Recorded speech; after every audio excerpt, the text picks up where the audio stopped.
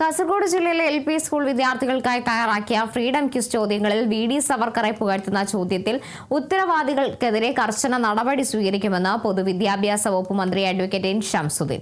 സംഭവത്തിൽ അന്വേഷണം നടത്താൻ പൊതുവിദ്യാഭ്യാസ ഡയറക്ടർക്ക് നിർദ്ദേശം നൽകിയിട്ടുണ്ടെന്നും സ്വതന്ത്ര ഇന്ത്യയുടെ അവിഭാജ്യ ചരിത്രത്തെയും ബ്രിട്ടീഷ് വിരുദ്ധ പോരാട്ടങ്ങളെയും ബോധപൂർവം വളച്ചൊടിക്കാനുള്ള ശ്രമമാണ് ക്വിസ് ചോദ്യത്തിലൂടെ നടന്നതെന്ന് മന്ത്രി പറഞ്ഞു.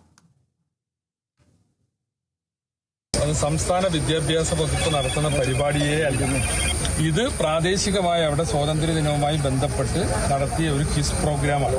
വൈദേശിക മേധാവിത്വത്തിന്റെ ഏറ്റവും വലിയ ശിക്ഷ ഏറ്റുവാങ്ങിയ നേതാവ് ആരാണ് എന്ന് ആരും എവിടെയും തീർച്ചപ്പെടുത്തി വെച്ചിട്ടില്ല, അങ്ങനെ രേഖപ്പെടുത്തിയിട്ടുമില്ല.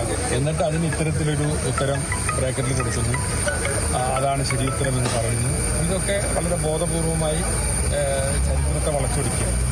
ഇത്തരത്തിലുള്ള തെറ്റായ നീക്കങ്ങൾ നടത്തുന്നവർക്കെതിരെ അതിശക്തമായ നടപടിയുണ്ട്. ഓരോരുത്തരുടെ അജണ്ട നടപ്പാക്കാനുള്ളതല്ല വിദ്യാഭ്യാസ വകുപ്പിലെ ഓരോ അവസരങ്ങൾ എന്നും കൂടി പറയാൻ ഞാൻ ആഗ്രഹിക്കുന്നു.